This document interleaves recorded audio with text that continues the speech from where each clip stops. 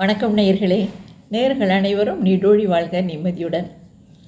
இப்போ ஒரு சின்ன கதையை பற்றி பார்க்கலாம். ஒரு காடு, அந்த காட்டுக்கு நடுவில் ஒரு ஆசிரமம். அங்கே ஒரு முனிவர் இருந்தார். அவர் சில மாணவர்களுக்கெல்லாம் அங்கே பாடம் சொல்லி கொடுத்துட்ருந்தார். இந்த ஆசிரமத்திலேயே தங்க வச்சு. அங்கே தங்கியிருக்க இளைஞர்கள் அந்த முனிவரோட அனுமதி பெற்ற பிறகு தான் அங்கேருந்து வெளியேறணும்.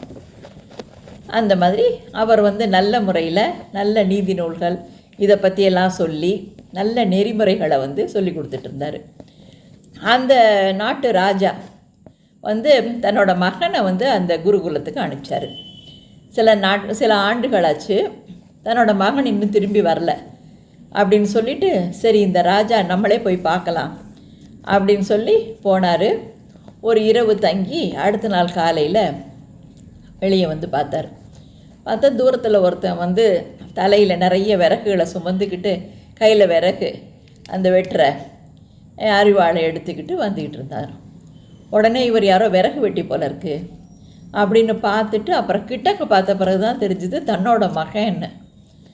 என்ன இது, இந்த விறகு வெட்டுறதுக்காகவா இவனை அனுப்பிச்சேன் அப்படின்னு மனசுக்குள்ளே அவருக்கு ஒரு திக்குன்னு இருந்தது. அப்புறம் சரின்னு அப்படியே மெதுவாக அந்த ஆசிரமம் நோக்கி வந்தார். உடனே அதுக்கு அவரோட மகனும் இங்கே வர சரியாக இருந்தது. அவனை பார்த்து அந்த முனிவர் சரி வாசல்லாம் பெருக்கி சுத்தம் பண்ணு அப்படின்னு சொன்ன உடனே இவரும் சரி குருவே, நான் தூய்மைப்படுத்தி விடுகிறேன் அப்படின்னு சொல்லிட்டு தொடப்பத்தை எடுத்து எல்லாம் பெருக்க ஆரம்பித்தார். உடனே ராஜா அங்கேருந்து தொடப்பத்தை கீழே போடு, என்ன இதுக்காக உன்னை அனுப்பிச்சேன் அப்படின்னு அங்கேருந்து சொன்ன உடனே இவர் சொன்னார், தந்தையே, இது குருகுலம், குரு என்ன சொல்கிறாரோ அதை கேட்க வேண்டியது எங்களோட கடமை. ஏன்னா அதை தான் நாங்கள் ஸ்ரத்தையாக செஞ்சுக்கிட்டு இருக்கோம் அப்படின்ன உடனே குரு அவனை நல்லா தட்டி கொடுத்து, இதை தான்ப்பா அவங்ககிட்ட எதிர்பார்த்தேன். அதாவது நான் பாடங்கள்லேயே தலையாய பாடம் பணிவு.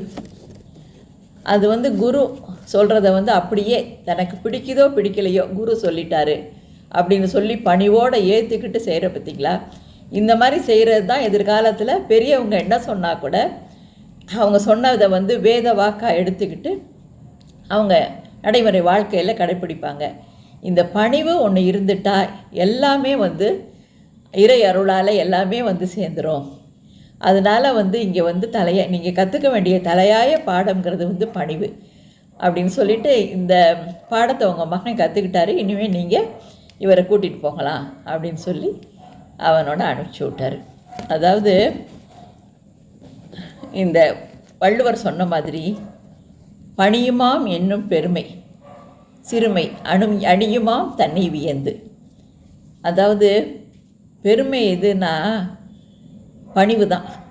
பணிவாக இருக்க என்ன பெருமை நம்மளை சேரும். பெருமையுடையவர்கள் நிறைய பேரை கவனித்து பாருங்கள், பணிவாக இருப்பாங்க. இதிலிருந்து தெரிஞ்சுக்கலாம் இந்த கதையிலேருந்து. ஆல் தி பெஸ்ட், வாழ்த்துக்கள்.